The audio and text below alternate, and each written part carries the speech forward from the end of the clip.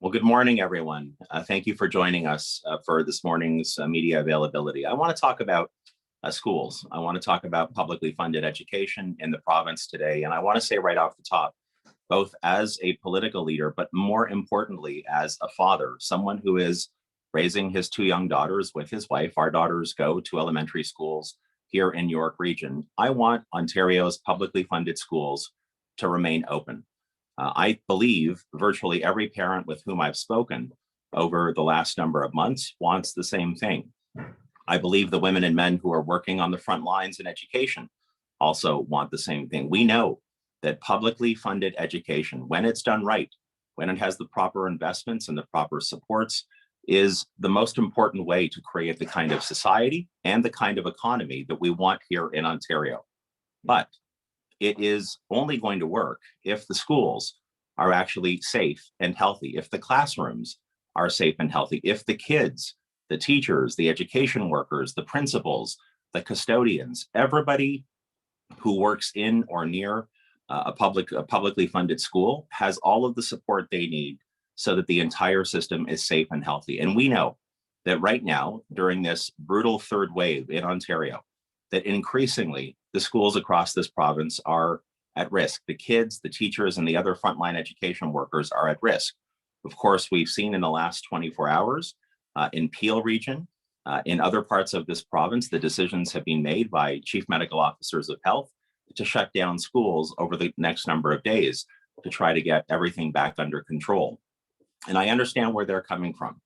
But the bottom line is that Doug Ford has an incredibly important responsibility to step up, to listen to political leaders, but most importantly, to listen to those with expertise both in healthcare and expertise in education, and reprioritize the vaccine rollout so that during the upcoming April break, every single teacher, education worker, principal, custodian, education assistant, admin staff, daycare, childcare workers, everybody in that ecosystem who wants a vaccine can get one.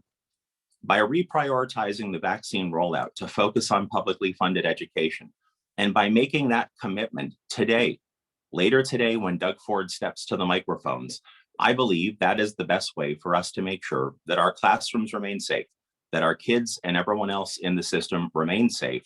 And that is the best way to make sure that Ontario's schools remain open during this third wave. We know that right now in this province, we have the vaccine supply. I believe that as of today, we have about 1.5 million doses of vaccines available to be used in this province, with another 800,000 plus coming this week.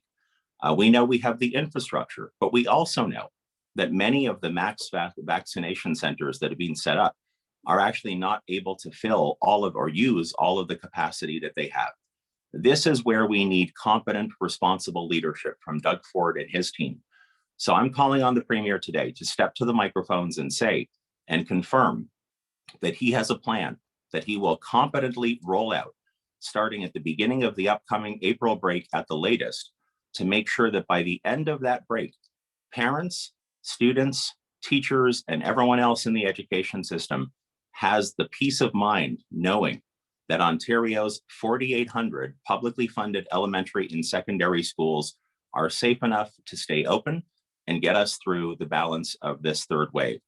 Putting out vague statements that talk about how safe, secure, and healthy schools are when dozens and dozens are closed across this province, that does nothing to give parents and the kids the peace of mind that they need. So I really am hopeful Doug Ford will step up and take hold of this opportunity, get the vaccines out of his fridges and into the arms, in this case, of teachers, principals, education assistants, custodians, school bus drivers, childcare workers, so that Ontario can continue to have a truly world-leading publicly funded education system. It's what my daughters need, and it's what the kids across this province need very badly at this point in time. With that, I'd be happy to take questions.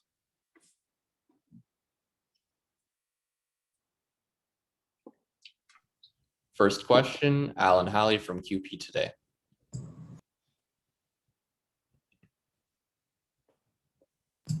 Can you hear me okay? Yes, I can. Thank you. All right, perfect.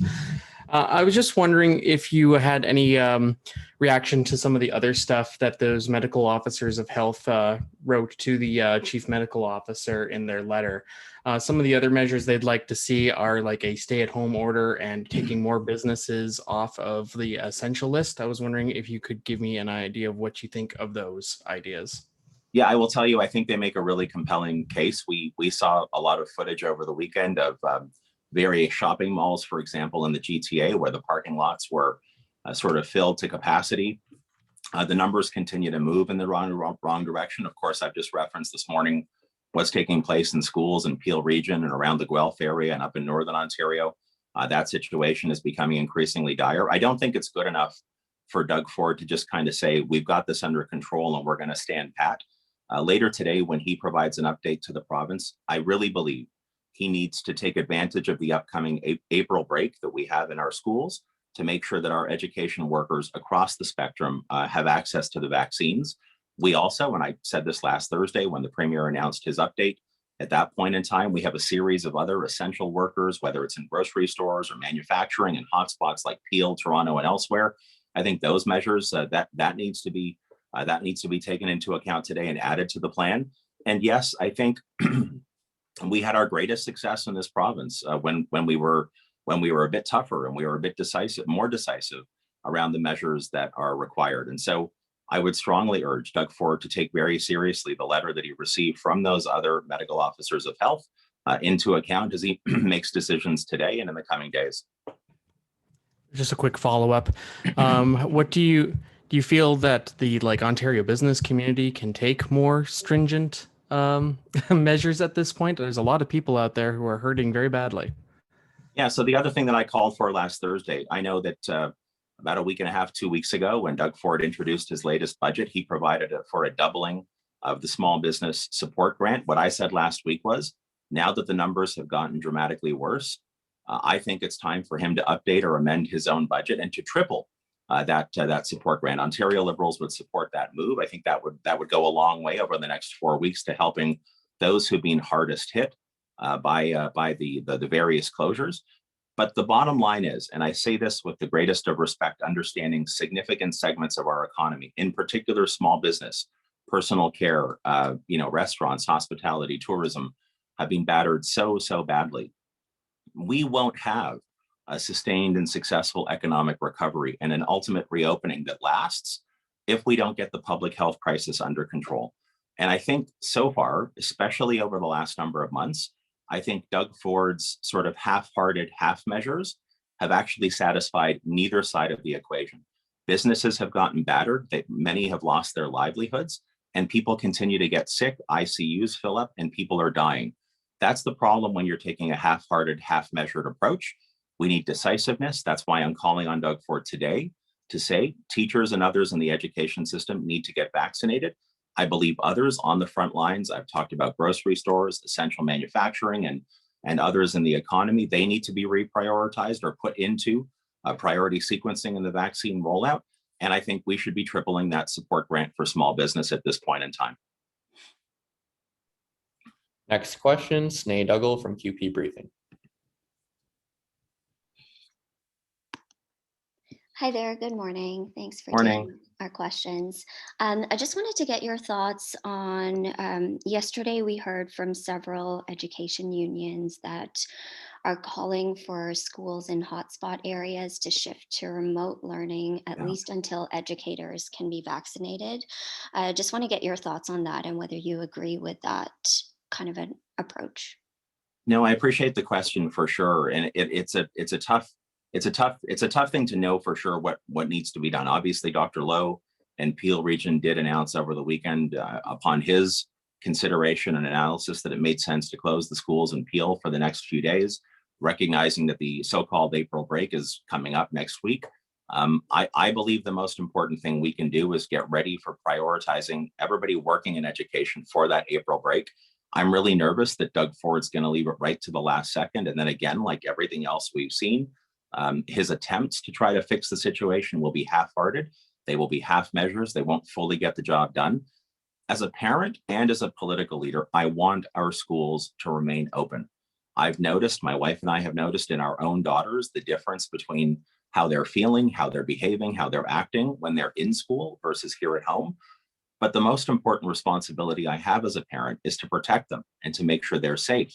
And the same thing goes for their teachers and their principals and everyone else who works in and around the school who has direct contact with a lot of other people. And right now, Doug Ford is failing all of them. So I would like to see the schools remain open over the next 4 days, unless there's a situation like we've seen in Peel, where a local medical officer of health makes a determination, understanding what's happening on the ground in their region, in their jurisdiction, to close the schools. But while that's taking place over the next 4 days, I'm calling on Doug Ford to step up and actually deliver on a competent and responsible plan to get the vaccines out of his fridges. 1.5 million doses available right now, today in Ontario. Get those vaccines out of the fridges and into the arms of those women and men who work on the front lines in education. If he does that, I am convinced that come the end of the April break, if the lion's share of our education system is fully vaccinated, at least those who are willing to take a vaccine are fully vaccinated, there should be no reason to ever consider closing our schools again for the balance of this third wave. And that's the spot that I want Ontario to be in. Okay. Thanks. And I just wanted to follow up. You mentioned about your daughters and just why it's important for them to go to school. We're hearing several families are making the decision this week, even if schools are open, to keep their kids at home, including people in the medical profession. Can you walk us through just the decision? I'm guessing your kids are at school, but if you could just confirm that and the decision-making process that your family went through this week, just given kind of what we're seeing and the discussions and that we're hearing about when it comes to the education system and whether or not schools should be open. Yeah, listen, I fully respect, and I have throughout this pandemic, decisions that parents have made to keep their kids at home when they felt uncomfortable. I know lots of parents who made that decision all the way back in September, who've made it since the Christmas break. They've made it more recently. I completely respect that. I think that one of the greatest failures that we've seen throughout the second and now third wave from Doug Ford has been that there has not been enough effort made by him or his team to give parents that kind of consistent peace of mind. And so for sure, over the last number of weeks, my wife and I have had many conversations, particularly around the variants of concern and the information that we're reading about them. These are not easy decisions for anybody to make. And it's not just parents of school-aged kids, it's also the educators themselves.